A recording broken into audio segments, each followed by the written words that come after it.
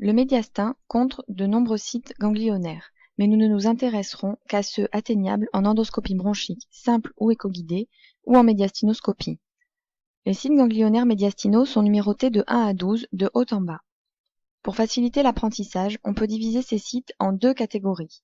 Une première qui comprend les sites entourant l'arbre bronchique et une seconde qui comprend les sites de localisation périvasculaire.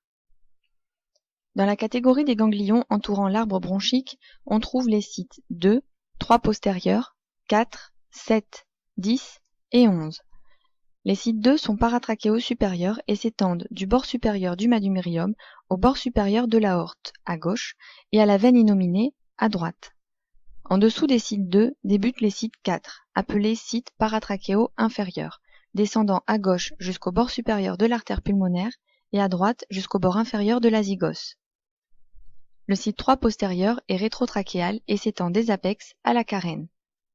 Le site 7 est sous-carinaire. Les sites 10 sont dits hilaires et se situent en avant des bronches souches. Les sites 11 sont interlobaires et se situent derrière les éperons de division des bronches lobaires. Dans la catégorie des ganglions de localisation périvasculaire, on trouve les sites 3 antérieurs, 5 et 6. Le site 3 antérieur est appelé prévasculaire et s'étend des apex à la carène. À l'extérieur de la crosse de l'aorte, on trouve le site 6, dit para-aortique. En dessous de la crosse de l'aorte et jusqu'au bord supérieur de l'artère pulmonaire gauche se trouve le site 5, dit subaortique et également appelé fenêtre aortopulmonaire. Le repérage des sites ganglionnaires médiastinaux se fera sur des coupes de scanner qui partiront des apex et descendront vers les îles pour revenir ensuite à leur position initiale. Pour faciliter le repérage, le scanner utilisé présentera des ganglions médiastinaux de très grande taille, qui dépasseront parfois les limites anatomiques habituelles citées précédemment.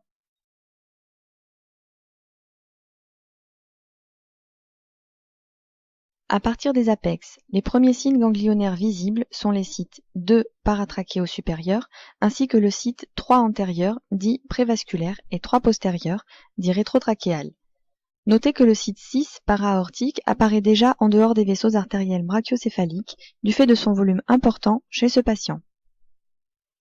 Apparaît ensuite la veine innominée, suivie juste en dessous du site 4 paratrachéal inférieur droit. Notez que chez ce patient, les ganglions étant très volumineux, les sites 2 et 4 droits se chevauchent. Apparaît ensuite le site 4 paratrachéal inférieur gauche, suivi du site 5 subaortique. En avant de la bronche souche droite apparaît le site 10 dit hilaire droit, suivi du site 11 interlobaire droit.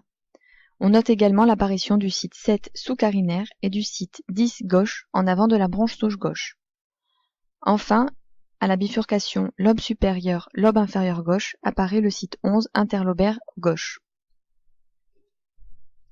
En remontant, les signes ganglionnaires apparaissants sont les 11 interlobaires et 7 sous-carinaires, les 10 hilaires et 4 paratrachéaux inférieurs, les 5 et 6 sub- et para-aortiques, les 3 prévasculaires et rétrotrachéaux et enfin les 2 paratrachéaux supérieurs.